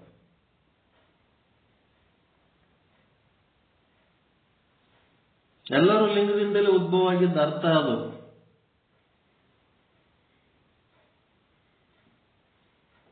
ಮತ್ತೇನ್ ಹೇಳ್ತಾರೆ? ಲಿಂಗದಿಂದಲೇ ಉಗಮಿಸಿ ಅದರಲ್ಲಿಯೇ ಪ್ರತಿಬಿಂಬಿಸಿ. ಅದೇನ್ ಮಾಡ್ತದ? ಅದರಾಗೇ ಇರ್ತದ, ಲಿಂಗದೊಳಗೆ ಇರ್ತದ. ಇದ್ದೇನ್ ಮಾಡ್ತದ? ಮುಂದೆ ಅದರಲ್ಲಿಯೇ ಅಡಗುತ್ತದೆ, ಲಿಂಗದೊಳಗೆ ಅಡಗುತ್ತದೆ. ಲೀಯತೆ ಗಮ್ಯತೆ ಅಂತೇನು ಹೇಳ್ತಾರಲ್ಲ, ಅದೇ ಲಿಂಗದೊಳಗೆ ಬಂದು ಲಿಂಗದೊಳಗೆ ಉದಯ ಆಗಿ ಲಿಂಗದೊಳಗೆ ಇದ್ದು ಲಿಂಗದೊಳಗೆ ಲೀನಾಗಿ ಹೋಗ್ಬಿಡ್ತದ. ಅದರಲ್ಲಿಯೇ ಪ್ರತಿಬಿಂಬಿಸಿ ಅದರಲ್ಲಿಯೇ ಅಡಗುತ್ತದೆ. ಶಿವಶಕ್ತಿಯರ ಅವಿನಾಭಾವವೇ ಲಿಂಗ. ಶಿವ ಶಕ್ತಿಯರ ಅವಿನಾಭಾವವೇ ಲಿಂಗ. ಅವಿನಾಭಾವ ಅಂದ್ರೆ ಬಿಡಿಸಿ ಬೇರಾಗದ, ಬೆರೆಸಿ ಒಂದಾಗದ ಸಂಬಂಧ. ಆದುದರಿಂದ ಲಿಂಗವನ್ನು ಸದ್ಗುರು ಕರುಣೆಯಿಂದ ಪಡೆದು ಆರಾಧಿಸಿ ಮೋಕ್ಷವನ್ನು ಪಡೆಯಬೇಕು. ಯಾವ ಲಿಂಗ?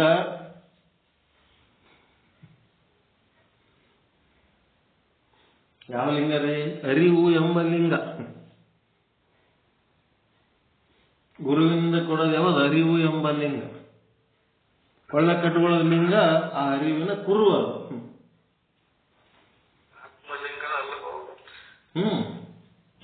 ಆತ್ಮ ಅಂದ್ರೆ ಅರಿವು,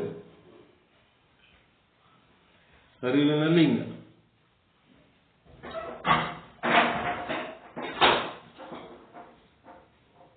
ಅದಕ್ಕೆ ಗುರುವಿನಿಂದ ಅರಿವನ್ನ ಪಡೆದು ಅದನ್ನೇ ಆರಾಧಿಸಿ ಮೋಕ್ಷವನ್ನ ಪಡೆಯಬೇಕು ಅಂತ. ಅದಕ್ಕೆ ಯಾವಾಗೇ ಇವು ಏನ್ ಮಾಡಬೇಕು? ನಾಲಿಗೆಯ ಮೇಲೆ ಪ್ರಸಿದ್ಧವಾಗಿ ಈ ಒಂದು ವಾಕ್ಯಗಳು. ವೀರಶೈವ ಅಂದ್ರೆ ಯಾರು, ಗುರು ಅಂದ್ರೆ ಏನು, ಲಿಂಗ ಅಂದ್ರೆ ಏನು, ಈ ರೀತಿ ಇವಕ್ಕೆ ಸಂಬಂಧಪಟ್ಟಂತ ಶ್ಲೋಕಗಳನ್ನ ನಾಲಿಗೆಯ ಮೇಲೆ ಕುಣಿಬೇಕು. ಇವುಗಳನ್ನು ವಿಶ್ಲೇಷಣೆ ಮಾಡಿ ಹೇಳಕ್ ಬರ್ಬೇಕು. ಅಷ್ಟಾವರಣ ಹೇಳ್ಬೇಕಂದ್ರ ಈ ಶ್ಲೋಕಗಳನ್ನ ಹೇಳಕ್ ಬರ್ಬೇಕು. ಹೇಳಿ ಅದನ್ನ ವಿಶ್ಲೇಷಣೆ ಮಾಡ್ಕೋತ ಹೋಗ್ಬೇಕು. ಏನೇನಾರ ಹೇಳ್ತೀವಿ, ಏನೇನಾರ ಕೇಳ್ತೀವಿ ಅಂತಂದ್ರೆ ಈ ಚೌಕಟ್ಟ ಬಿಟ್ಟು ನಾವು ಮತ್ತೊಂದೇನು ಹೇಳಕ್ ಹೋಗ್ಬಾರ್ದು, ಮತ್ತೇನು ಕೇಳಕ್ನು ಹೋಗ್ಬಾರ್ದು. ಏನೇನಾರ ಅರ್ಥಗಳು ಹೇಳ್ತಿರ್ತಾರೆ, ಅನ್ಬೇಕಷ್ಟೆ. ಇಲ್ಲೊಂದು ಚೌಕಟ್ಟು ಕೊಟ್ಟಾರ, ಲಿಂಗ ಅಂದ್ರೆ ಗುರು ಅಂದ್ರೆ, ಆ ಚೌಕಟ್ಟಿನ ಅರ್ಥದೊಳಗೆ ನಾವು ವಿಹರಿಸಬೇಕು. ಮುಂದಿನ ಭಾಗ ಜಂಗಮ ಮತ್ತೆ ಭಸ್ಮ. ಜಂಗಮ ಅಂತಂದ್ರೇನು? ಜಂಗಮವೇ ಚಲಿಸುವ ಲಿಂಗ. ಈಗ ಲಿಂಗ ಒಂದೇನದ? ನಿಶ್ಚಲನೂ ಅದ, ಸಚಲನೂ ಅದ. ಈ ಜಗತ್ತಿನೊಳಗೆ ಚಲಿಸಲಾರದಂಥದನು ತತ್ವ ಅದ, ಚಲಿಸುವ ತತ್ವನೂ ಅದ. ಬರೀ ನಿಶ್ಚಲ ಅಷ್ಟೇ ಅದ, ಸಚಲ ಇಲ್ಲ. ಬರೇ ನಿರಾಕಾರ ಒಂದೇ ಅದ, ಆಕಾರ ಇಲ್ಲ. ಬರೀ ನಿಶಬ್ದ ಒಂದೇ ಅದ, ಶಬ್ದ ಇಲ್ಲ. ಈ ಶಬ್ದ, ಆಕಾರ, ಚಲನೆ ಇವು ಏನದವ? ಇವೆಲ್ಲ ಏನದವ? ಜಂಗಮ ಅಷ್ಟೇ.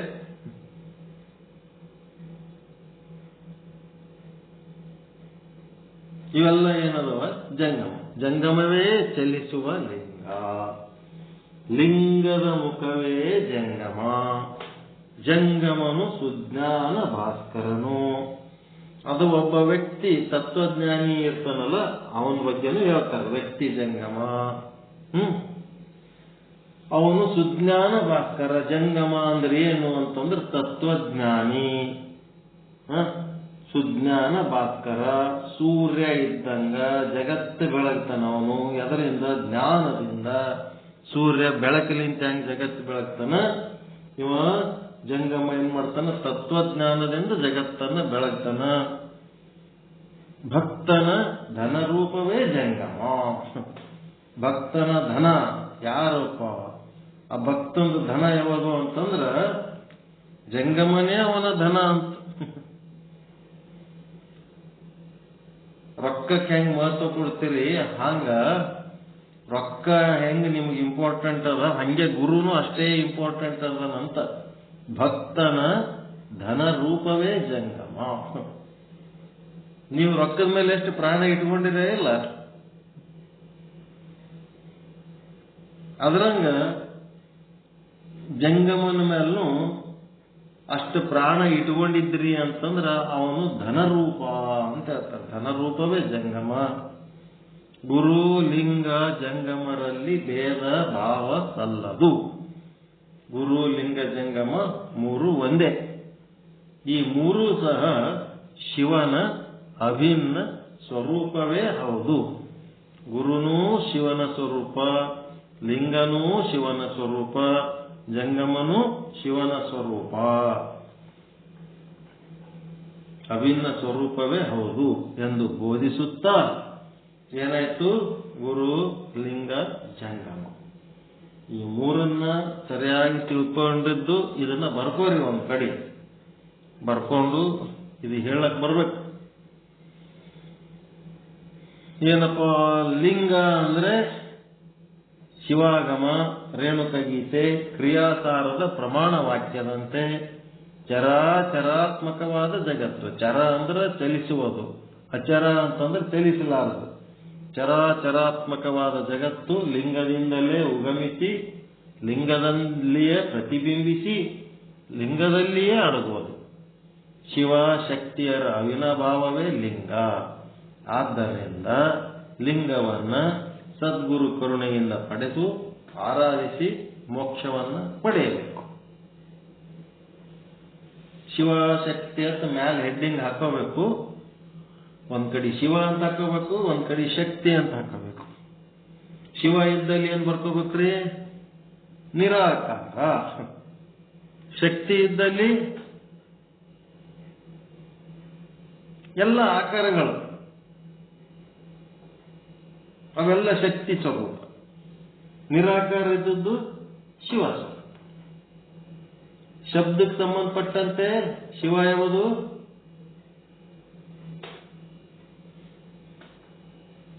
ಶಿವನ ಬಳಿ ಏನ್ ಬರೀತೀರಿ? ಶಬ್ದಕ್ಕೆ ಸಂಬಂಧಪಟ್ಟಂತೆ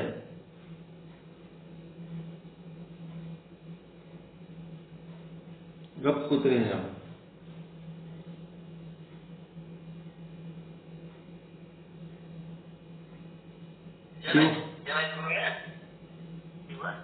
ಶಿವ ಮತ್ತು ಶಕ್ತಿ ಅಂತ ಎರಡು ಹೆಡ್ಡಿಂಗ್ ಬರ್ಕೋಬೇಕು. ಬರ್ಕೊಂಡ್ಮೇಲೆ ಶಿವ ನಿರಾಕಾರದನ್ನ ಈ ಕಡೆ ನಿರಾಕಾರ ಅಂತ ಬರ್ಕೋಬೇಕು. ಶಿವನ ಕೆಳಗ ನಿರಾಕಾರ, ಆ ಕಡೆ ಶಕ್ತಿ. ಶಕ್ತಿ ಅಂದ್ರ ಅಲ್ಲೇನ್ ಬರ್ಕೋತೀರಿ? ಆಕಾರಗಳು, ಎಲ್ಲ ಆಕಾರಗಳು. ಸಾಕಾರರೇ ಬರ್ಕೋರಿ, ಆಕಾರರೇ ಬರ್ಕೋರಿ. ಶೇಪ್ ಏನೇನದಾವ ಎಲ್ಲ ಶೇಪ್ಗಳು ಅದಾವಲ್ಲ, ಆಕಾರಗಳು, ಅವೆಲ್ಲ ಓದು ಶಕ್ತಿ ಸ್ವರೂಪ. ಅವೆಲ್ಲದ್ರೊಳಗೆ ಶಿವ ಅದಾನ. ಆಕಾರಗಳಿಗೆ ತಮ್ಮದೇ ಆದ ಒಂದೊಂದು ಆಕಾರ ಅದಾವ. ಅವೆಲ್ಲದ್ರೊಳಗೂ ಒಬ್ಬ ಶಿವ ಅದನಲ್ಲ, ಅವನಿಗೆ ಯಾವುದು ಆಕಾರ ಇಲ್ಲ. ಅವನಿಗೆ ತನ್ನದೇ ಆದ ಸ್ವಂತದ ಆಕಾರ ಇಲ್ಲ. ಅವನೇ ಎಲ್ಲದರ ಆಕಾರ ಅವನೇ ತಾಳೇನ. ತನ್ನ ಸ್ವಂತದ ಆಕಾರ ಇಲ್ಲ ಅವನಿಗೆ, ಎಲ್ಲದರ ಆಕಾರ ಅವನೇ ತಾಳೇನ. ಅದಕ್ಕೆ ಅವನಿಗೆ ನಿರಾಕಾರ ಅಂತಾರ. ಎಲ್ಲ ವಸ್ತುಗಳ ಆಕಾರ ಅವನೇ ತಾಳೇನ. ಅವನಿಗೆ ಸ್ವಂತದ ಯಾವುದೂ ಆಕಾರ ಇಲ್ಲ. ತಾನು ನಿರಾಕಾರನಾಗಿದ್ದು ಎಲ್ಲಾ ವಸ್ತುಗಳ ಆಕಾರ ತಾನೇ ತಾಳಿದ್ದು. ಅದೇ ಶಿವನ ಶಕ್ತಿ. ಅದೇ ಶಿವಶಕ್ತಿಯರ ಅವಿನಾಭಾವ ಸಂಬಂಧ. ಮತ್ತೆ ಈ ಕಡೆ ಏನ್ ಬರಿಬೇಕು? ಆಕಾರ ನಿರಾಕಾರ ಆಯ್ತು. ನೆಕ್ಸ್ಟ್ ಈ ಕಡೆ ನಿಶಬ್ದ ಅಂತ ಬರಿಬೇಕು. ಶಿವ ಇದ್ದಲ್ಲಿ ನಿಶಬ್ದ ಅಂತ ಬರಿಬೇಕು. ಶಕ್ತಿ ಇದ್ದಲ್ಲಿ ಏನ್ ಬರೀತೀರಿ? ಶಬ್ದಗಳು ಏನು ಶಬ್ದಗಳವ ಅವೆಲ್ಲ ಶಕ್ತಿಗಳೇ. ಶಬ್ದ ಆಯ್ತು ಅಂದ್ರೆ ಶಕ್ತಿಯೇ. ಆ ಶಬ್ದದಾಗ ನಿಶಬ್ದ ಆದ ಇಲ್ಲ, ನಿಶಬ್ದದ ಆಧಾರದ ಮೇಲೆ ಶಕ್ತಿ ಆಗ್ತದ. ನಿಶಬ್ದನೇ ಇಲ್ಲ ಅಂದ್ರೆ ಶಬ್ದ ಇರ್ಲಕ್ಕೆ ಶಕ್ತಿನೇ ಇಲ್ಲ.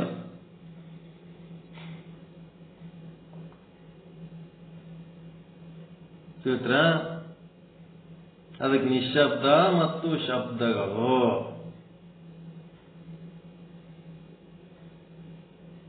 ಮತ್ತೇನ್ ಬರೀತೀರಿ? ನಿಶ್ಚಲ, ಚಲಿಸಲಾರದಂಥದ್ದು ಒಂದು ತತ್ವ ಅದ ಈ ಜಗತ್ತಿನಾಗ, ನಿಶ್ಚಲ ತತ್ವ. ಆಕಾಶ ಚಲಿಸ್ತದಂದ್ರೆ ಅದು, ಬಯಲು ಚಲಿಸ್ತದ?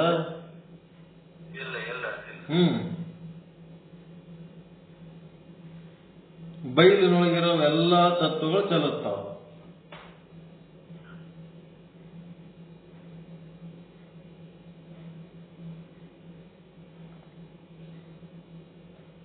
ಚಲನೆ ಇರೋದು ಯಾವುದು? ಶಿವನ ಶಕ್ತಿನ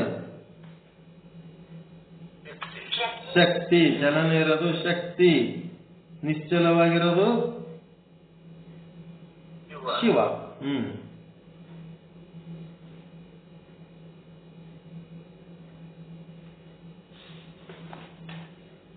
ಹಿಂಗೆ ನೀವು ವಿಶ್ಲೇಷಣೆ ಮಾಡ್ಕೊತ ಹೋಗ್ಬೇಕು.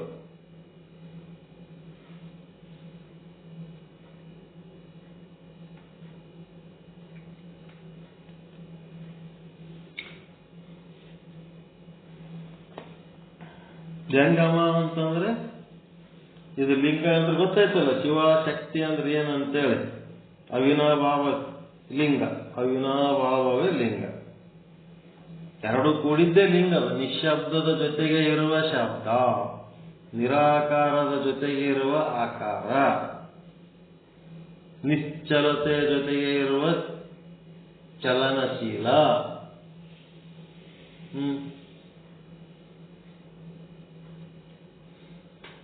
ಎರಡು ಜೊತೆಯಾಗಿ ಇರ್ತಾವ.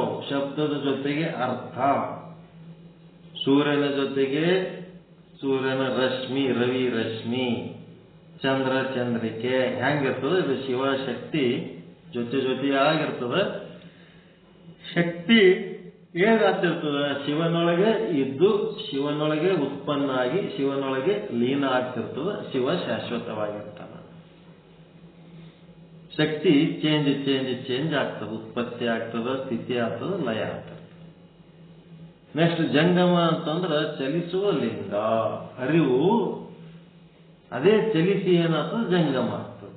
ನಿಶಬ್ದನೇ ಚಲಿಸಿ ಶಬ್ದ ಆಗ್ತದೆ, ನಿಶ್ಚಲನೇ ಚಲಿಸಿ ಸಚಲ ಆಗ್ತದೆ, ನಿರಾಕಾರನೇ ಚಲಿಸಿ ಆಕಾರ ಆಗ್ತದೆ. ಹಂಗ ಇದು ಚಲಿಸುವ ಲಿಂಗ. ಈ ಲಿಂಗದ ಮುಖವೇ ಜಂಗಮ. ವ್ಯಷ್ಟಿ ಜಂಗಮ, ತತ್ವ ಜಂಗಮ ಅಂತ ಬರ್ತಾವ. ವ್ಯಷ್ಟಿ ಜಂಗಮ ಅಂದ್ರೆ ಒಬ್ಬ ಮನುಷ್ಯ, ಅವನು ತತ್ವಜ್ಞಾನಿ ಇರ್ತಾನ. ಮತ್ತ ಏನೇನು ಚಲಿಸ್ತಾವ ಅವೆಲ್ಲ ಜಂಗಮ. ಶಕ್ತಿ ಅಂತೇನಂತಿರಲ್ಲ, ಅದೆಲ್ಲ ಜಂಗಮನೇ ಅವ. ಅದಕ್ಕೆ ಚಲಿಸುವುದು ಲಿಂಗ ಮುಖವೇ ಜಂಗಮ. ಜಂಗಮನು ಸುಜ್ಞಾನ ಭಾಸ್ಕರನು, ಅವನು ತತ್ವಜ್ಞಾನಿ ಆಗಿರ್ತಾನ. ಮತ್ತೆ ಭಕ್ತನ ಧನರೂಪವೇ ಜಂಗಮ. ಭಕ್ತನ ಪ್ರಾಣ ಧನ ಅಂದ್ರೆ ಜಂಗಮನ ಮೇಲೆ ಅಷ್ಟು ಜೀವ ಇರ್ತಾನ. ಬಸವಣ್ಣವ್ರ ವಚನದಾಗ ಅದ ನೋಡ್ರಿ, ಒಂದು ಸೆಕೆಂಡ್ ಯಾರಿಗಾದ್ರೂ ಜಂಗಮರಿಗೆ ಏನಾದ್ರೆ ನೋವು ಆಯ್ತು ಅಂತಂದ್ರೆ ನನ್ನ ಪ್ರಾಣ ಹೋಗು ಅಂತನೋ, ನನ್ನ ಪ್ರಾಣ ಹೋಗ್ಬೇಕಂತನೋ. ಭಕ್ತಿ ಭಂಡಾರಿ ಅಂತ ಅಂತಾರಲ್ಲ, ಎದಕ್ಕಂತಾರ ಅಂತಂದ್ರ ಜಂಗಮ ಪ್ರಾಣಿಯಾಗಿರ್ತಾನ ಬಸವಣ್ಣ. ಅವನ ಪ್ರಾಣ ಅಂದ್ರೆ ಜಂಗಮರು. 1,96,000 ಜಂಗಮರು ಅಂದ್ರೆ ಅವನ ಪ್ರಾಣಗಳಿದ್ದಂಗಿದ್ನು ಅಂತ. ಪ್ರಾಣದಂಗ ಕಾಪಾಡ್ತಿದ್ನಂತವ್ರಿಗೆ. ಒಂದು ದಿನ ಒಂದು ಕ್ಷಣ ಅಂತ ಅಲ್ಲ, ಯಾವ ಕ್ಷಣ ಜಂಗಮನಿಗೆ ತ್ರಾಸ ಆಯ್ತು ಆ ಕ್ಷಣನೇ ನಾನು ಪ್ರಾಣ ಹೋಗ್ಬೇಕಂತಿದ್ನು. ಅಂತ ಒಂದು ಬಸವಣ್ಣನ ಅನುಯಾಯಿಗಳು ಜಂಗಮರಿಗೆ ಬೈಕು ತಡೆಡ್ತಾರೆ. ಹೆಂಗದ?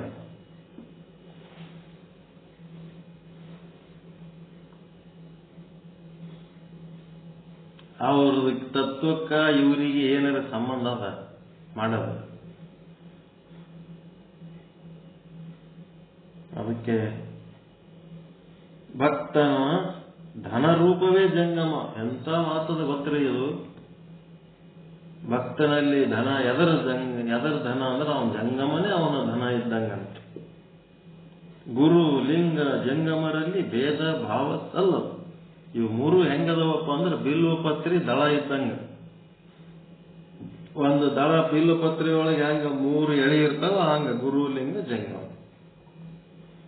ಯಾವ ದಳನು ದೊಡ್ಡದಲ್ಲ, ಯಾವ ದಳನು ಸಣ್ಣದಲ್ಲ, ಎಲ್ಲನೂ ಸಮಾನ. ಈ ಮೂರು ಸಹ ಶಿವನ ಅಭಿನ್ನ ಸ್ವರೂಪವೇ ಹೌದು ಎಂದು ಬೋಧಿಸಿ ಮುಂದುವರಿಸುತ್ತಾ, ಈಗ ಗುರು ಅಂದ್ರ ನಾವು ಇದ್ದಲ್ಲಿ ನೀವು ಬಂದ್ರಿ ಅಂತಂದ್ರ ನಾವು ಗುರು, ನೀವು ಶಿಷ್ಯ.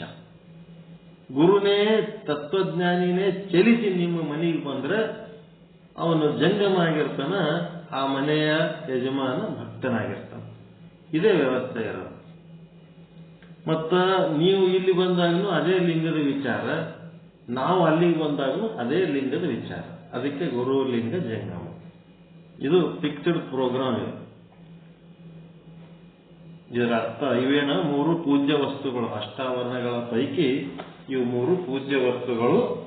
ಮುಂದೆ ಪೂಜಾ ಸಾಮಗ್ರಿಗಳು ಭಸ್ಮ, ರುದ್ರಾಕ್ಷಿ, ಮಂತ್ರ ಮತ್ತೆ ನಾಳೆ ನೋಡೋಣ. ಇಲ್ಕಲ್ನೊಳಗ ಜುಂಜಾ ಸರ್ ಅಂತದರ, ಇಲ್ಕಲ್ಲೊಳಗ ಜುಂಜಾ ಸರ್ ಅಂತದರ. ಅವ್ರ ತಂದೆಯವರು ಮಹಾಶರಣರು ತತ್ವಜ್ಞಾನಿಗಳಾಗಿ ಹೋಗ್ಯಾರ. ಅವ್ರ ಸಮಾಧಿ ಅವ್ರದೆಲ್ಲ ಏನದ ಆರಾಧನಾ ಪೂಜೆ ಶ್ರಾವಣದ್ದೆಲ್ಲ ವೈಭವ. ಇವತ್ತು ರಾತ್ರಿ ಬೆಳತನ ಭಜನಿ ಅವೆಲ್ಲ ಅದಾವ ಬಾ ಅಂತ ಹೇಳಿದ್ರು. ರಾತ್ರಿ ಬರಲ್ಲ, ನಾಳೆ ಮುಂಜಾನೆ ಬರ್ತೀನಿ ಅಂದಿನಿ. ನಾಳೆ ಮುಕ್ತಾಯ. ಯಾರಿಗೆ ಅನುಕೂಲ ಇತ್ತು ಅಂತಂದ್ರ ಇಲ್ಕಲ್ಲಿಗೆ ನಾಳೆ ಮುಂಜಾನೆ 9 ಗಂಟೆ ಒಳಗೆ ಬರ್ತಿದ್ರೆ ಬರ್ಬೋದು. ವಿಚಾರ ಮಾಡ್ರಿ. ಪಾಂಪ್ಲೆಂಟ್ ಹಾಕ್ತೇನೆ ಗ್ರೂಪಿಗೆ. ಎಲ್ಲ ಒಂದು ಒಳ್ಳೆ ಜನರ ಸಹವಾಸ, ಒಳ್ಳೆ ಜನರ ಸಂಘ ಅಲ್ಲಿ. ಎಲ್ಲ ನೇಕಾರ ಸಮಾಜದವರು, ಗುಡ್ ಪೀಪಲ್, ಬೆಸ್ಟ್ ಪೀಪಲ್. ನಮ್ಮ ದಾಸಿಮಾರ್ಯ ಸಮಾಜ ಎಲ್ಲ ಇಲ್ಕಲ್ ತುಂಬ ಅವರೇ ಅಲ್ಲ, ನಮ್ಮವರೇ.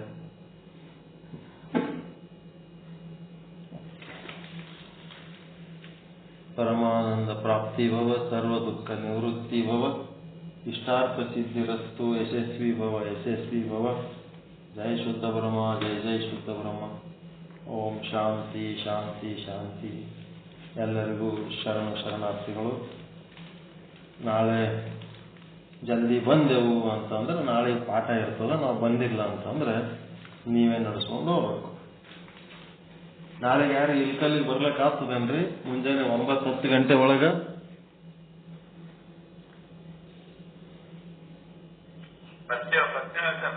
ಏನ್ರಿ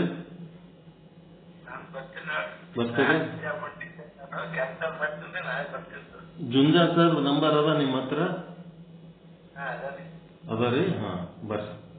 ಬಹಳ ಸಂತೋಷ. 9ರಿಂದ 10 ನೀವು ಬಂದ್ರಿ ಅಂದ್ರೆ ನಾನು ಅಲ್ಲೇ ಬಸ್ ಸ್ಟ್ಯಾಂಡ್ನಾಗ ವೇಟ್ ಮಾಡ್ತೀನಿ. ಕೂಡಿ ಹೋಗೋಣ.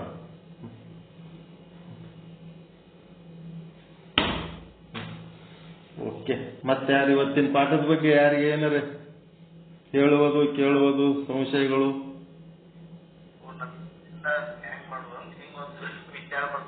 ಏನ್ರಿ? ಎಲ್ಲರಿಗೂ ಇನ್ವಿಟೇಷನ್ ಅದ. ಅದು ಓಪನ್ ಪಾಪ್ಯುಲೆಂಟ್ ಅದ. ನಿಮ್ ಪರಿಚಯ ಇಲ್ಲ ಅವರಿಗೆ? ಅದ ರೀ. ಆಯ್ತಾಯ್ತು.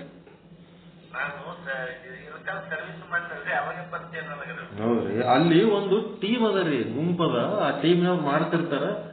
ಅವ್ರ ಸಂಗಟ ಯಾರು ಕ್ಲೋಸ್ ಆಗಿ ದಿನ ಮಾತಾಡ್ತಿರ್ತಾರ, ಅವ್ರ ಸಂಗಟ ಅವ್ರು ಹೇಳೋದ್ ಮಾಡ್ತಿರ್ತಾರ. ಹಿಂಗೆ ಏನ್ ತೊಂದ್ರೆ ಇಲ್ಲ, ಬರ್ರಿ. ಏನ್ ತೊಂದ್ರೆ. ಅವ್ರ ಸಂಗಟ ಮಾತಾಡ್ರಿ. ಹಿಂಗ ಇನ್ನೊಂದಾರ ಹೇಳಿದ್ರು ಬರ್ಲಕತ್ತೀವಿ ಅಂತ ಹೇಳಿ. ಭಾರಿ ಉತ್ಸಾಹ. ನಂಬರ್ ಬೇಕಂದ್ರೆ ಕಳಿಸ್ತೇನೆ. ಇದ್ರೆ ಸರಿ ನೋಡ್ರಿ, ಇಲ್ಲಂದ್ರೆ ಕಳಿಸ್ಕೊಡ್ತೇನೆ. ಮಾತಾಡ್ರಿ. ಬಹಳ ಸಂತೋಷ.